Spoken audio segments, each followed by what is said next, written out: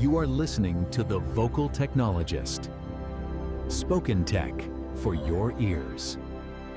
Welcome back. We're here to really pull apart the essential intelligence you need if you're trying to build something today. I mean, if you're a founder, a product leader, you're in a completely different world than just a few years ago. Oh, completely. Capital's expensive. Right. And your competition might be an autonomous agent that basically changes the physics of your market. Exactly. So our mission today is really surgical.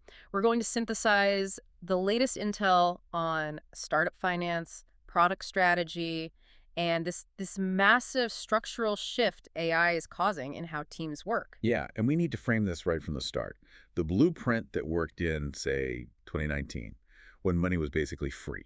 The growth at all costs model. That blueprint is obsolete. If you're running that play today, you're almost certainly going to fail. We're in a high interest rate, AI-driven world now. Okay, so let's start there. Let's start with a hard dose of reality, the actual economics.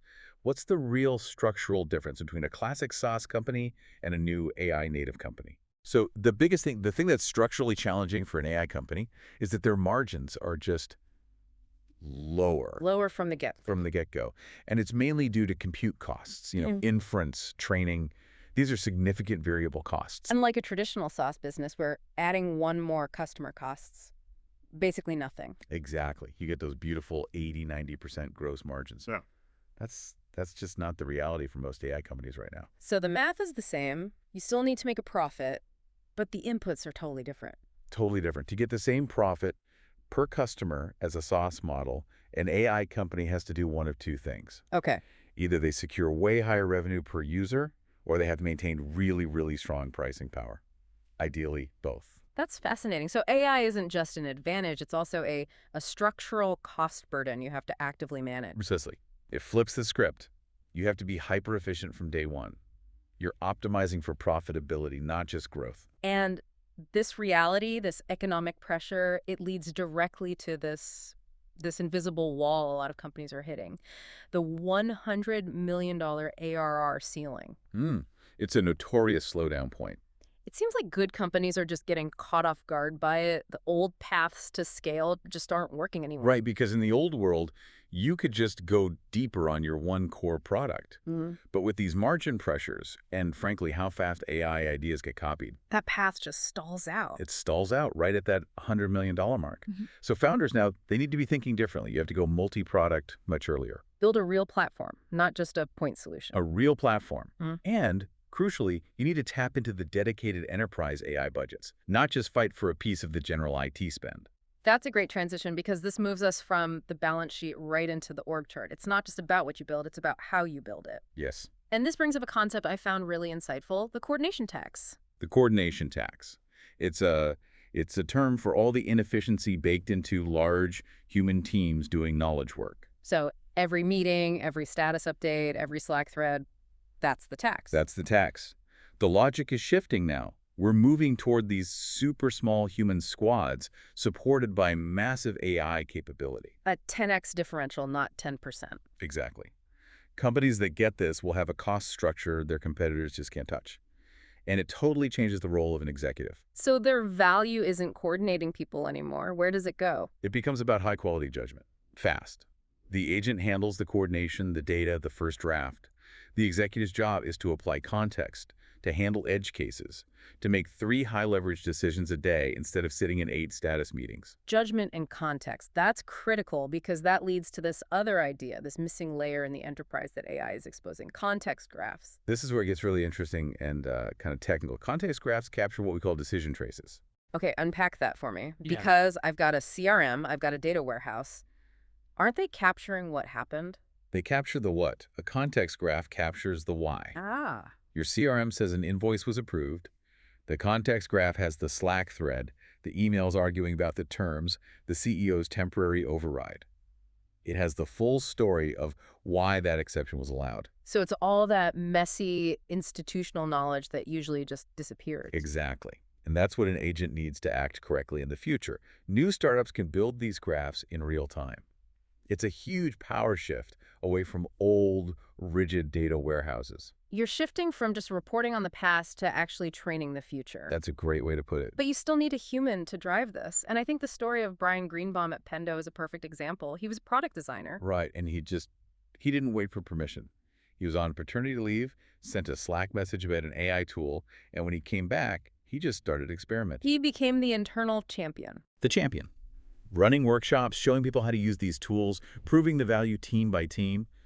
And his career, his influence, it just exploded. He became the bridge. That's the dream. But for founders building these things, there's a huge threat, right? The ease of The replication. massive note of caution here, yeah.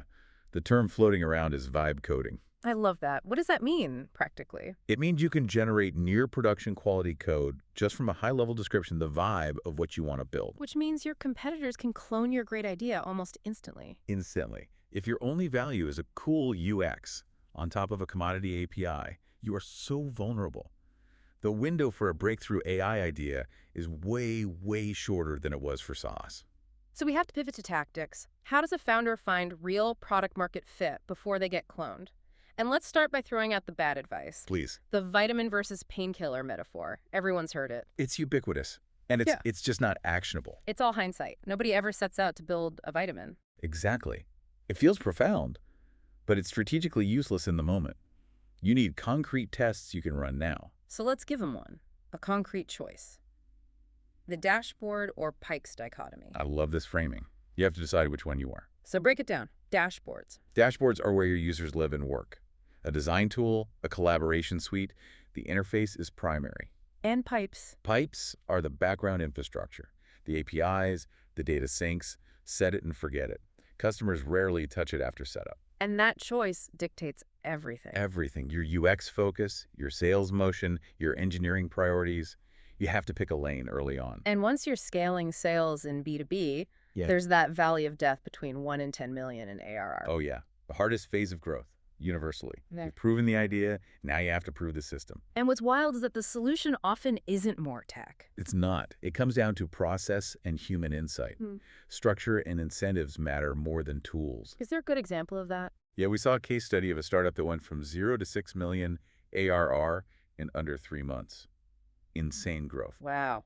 What was their silver bullet? When they were asked, they said it was all about knowing exactly what to look for in discovery on their sales calls. So intent signals. They were obsessed with it. Yeah. They knew the exact words a prospect would use that signaled not just pain, but budget, authority, and urgency. They only sold to people who were ready to buy now. Which brings us back to value and pricing. Founders get stuck trying to find the perfect value metric. And that search for perfection is what kills them. You just need a good working hypothesis. So here's the practical approach. First, just ask your customers to rank your value propositions. What do they actually care about? Don't guess. Ask. Yeah. And then second, you look at your own product metrics, users, API calls, whatever, and see which ones actually correlate with that value they just told you about. And if there's a match, you have a hypothesis. Solid working hypothesis. Yeah. And before you spend 6 months building a new billing system, Just test it. test it. Put up a mock pricing page. See how people react. Collect real data before you commit a single line of code. Actionable steps, not aspirational theories. Yeah. Let's turn to a cautionary tale. Luminar, the LiDAR company that went from a $3 billion valuation to, well, zero. It's a devastating story. And a textbook case of concentration risk. They bet everything. Everything on Volvo. And for a while, it looked like a brilliant move. The orders kept expanding. They did. Up to a projection of 1.1 million sensors over the lifetime of the contract, the valuation soared. But the key word there is projection. The key word. Yeah. Because Volvo ultimately decided to make the LiDAR system optional equipment, not standard. And that one decision. Cut their actual purchase volumes by 90%. 90. It's a brutal lesson about the difference between a lifetime volume forecast and a real binding purchase order. One customer changes their mind, and your company is just gone. And that risk is just magnified by the funding environment we're in now. The macro shift is real. It is. The rate hikes in 2022 didn't just reduce liquidity. They destroyed the credibility of that free money era. So investors are focused on something else now, the proof narrative. Exactly. No one is buying a beautiful story about a giant market in 5 years anymore. They need proof. Which means? Real customer behavior, real traction, retention patterns. Anything that shows your business model has already started to happen. So when an investor says you're too early, They don't mean time. They don't mean come back in 6 months. they mean your traction is too thin? Your traction is too thin or your story is way ahead of your evidence. That's the mismatch that kills deals right now. Let's bring this all the way back inside the company. The one thing that holds all this together, culture. Why does it actually matter? It matters because it resolves issues where you can't perfectly attribute outputs. In knowledge work, with these small AI-augmented teams, it's impossible to say you did this, you did that.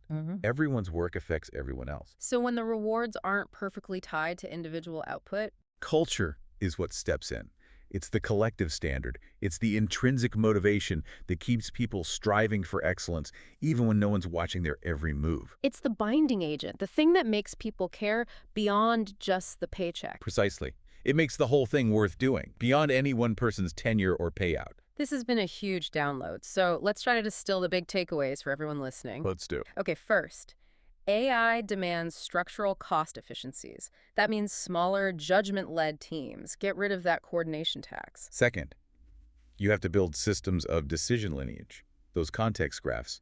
You're capturing the why to make your agents smarter. And third, execution requires concrete tests, like that dashboard versus pipes choice, not just fuzzy platitudes. Absolutely. And I'll leave you with one final thought, something to really chew on. Go for it. Venture capital is now aggressively, almost desperately, trying to acquire A-player C-suite executives who are AI savvy. They'll pay anything. So they're prioritizing buying seasoned leadership over young technical founders. It's a huge shift. And my question to you is, what does that signal about where the market is? Is the capital betting that the tech is finally ready, but the established leadership isn't, and they need to buy that competence right now? Wow. The talent war just entered a whole new phase, something to think about. Thanks for joining us for this analysis. Apply this knowledge. We'll catch you next time. Spoken Tech for your ears.